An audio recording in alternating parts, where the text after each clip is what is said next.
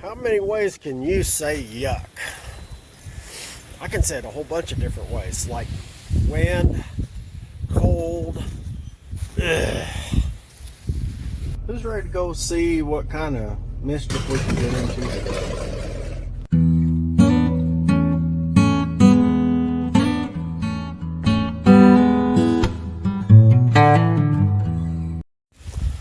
Welcome back, everybody. It is old Big Mike, and I'm headed out to the hoopty barn. I'm going to turn on some heat out here, get her warming up. It's cold and windy out here, and I don't like it. I was thinking I might try taking that old Hornet out for a drive today. I bet I don't, because it's cold and windy, and I don't like it. I'm a big old sissy. Anyway, let me get out here and get some heat going in here, and we'll at least do something today. I'm not sure what, but we'll do something. Alright, so figure I'm gonna check. Imagine that. Ain't nothing showing in there. Well, been setting 20 something years.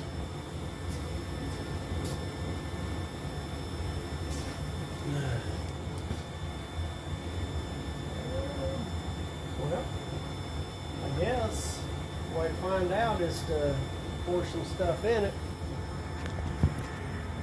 There's like nothing there, but we'll go ahead and pour some stuff in it, see what happens.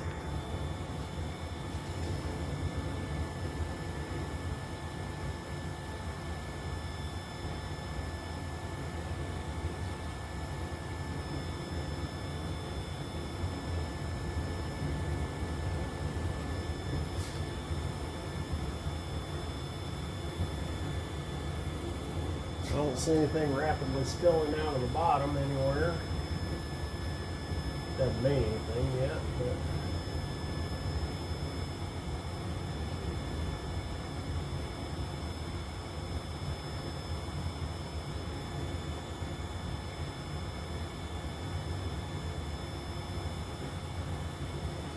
definitely not going to run this thing very long without any antifreeze in it. And supposed to be like 10 degrees tonight.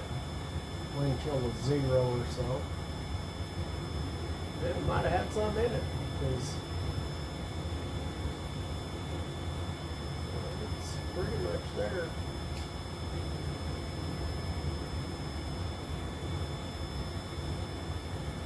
That is full. We're pretty close. And she's draining down a little bit, but yeah, how about that? That's pretty cool.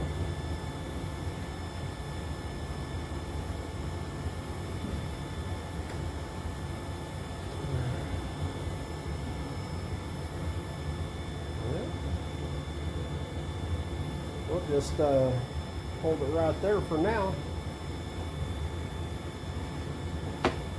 Like I said, I'm not going to run this thing inside here because I do not feel like smoking myself out. And if you notice it's real loud again, it's because I got my heater on over there because it's cold outside. Nice in here. I think next, I'm going to leave that on there and let it trickle down, but I think next I'm going to go ahead and pull all of these spark plugs, see what those look like, and I don't know, we'll check them out, see what's what. So I just want to show you something real quick. If you don't have one of these pairs of pliers here for spark plug boots, you should probably check into getting some. Especially when you're working on these old cars like this, been sitting a long time, because that's kind of junk I work on. You got to get way back in there, get to a boot. Probably been on there for 40 years. right there. You ain't got to worry about tearing your boot and all that trying to pull it off. Yeah, those days are handy. So, all right, let me get these plugs out of here. We'll take a look at them. So here is a less than desirable design feature. Look where that very last plug is. Right here behind the AC compressor and all that. I got to get down in there with my ratchet and my socket. Yeah, that is a hoot. That one's real fun to get to.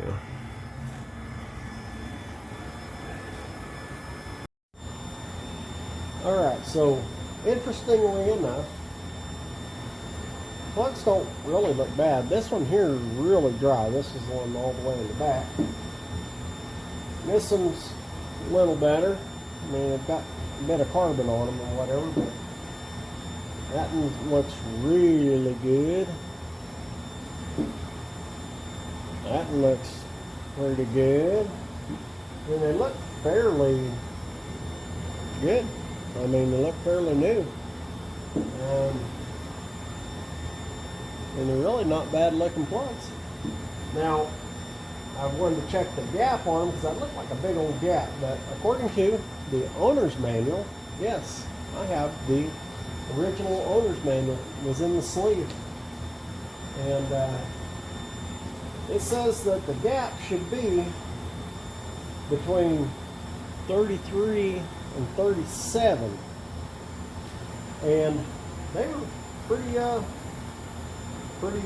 I guess literal with that, except these were a little big. These two here were at 39. These two were at 33. And these two were at 36. According to my little AC Delco gauge. And I'm going to put them all, it says 33 to 37. I think I'm going to go with 35. So, I mean, they don't look bad, but I'm going to clean them up, brush them, all that stuff. Put them all at 35, and then I'm going to put them all right back in there. And we're going to call that good enough. Alright, so, I don't know if y'all might remember hearing me say that sometimes I think that if breathing was not an involuntary reflex, I may not be able to do it. Because I just ain't that smart sometimes. You wanna know why? I'll show you. Alright, so yes, I got all my plugs back in, and I went ahead and took some emery cloth and cleaned the contacts on before I did. And I thought, you know what I should probably do? I should probably check the oil on this thing, because I hadn't even done that since I've owned it. And I was gonna, you know, pull out that dipstick tube. Oh, dipstick tube. Hello? Where's the dipstick tube? Well, there's one for the transmission. And I mean, I looked for a good half hour trying to find dipstick tube. And I mean, I looked all around, looked all around, looked all around. And I could not find stupid dipstick tube anywhere. No dipstick. Well, where in the heck is it? So I went in the house and done some research, and it's right there. Don't you see it? It's right there in plain sight. Except it's not. It was right there behind them stupid wires, under them wires.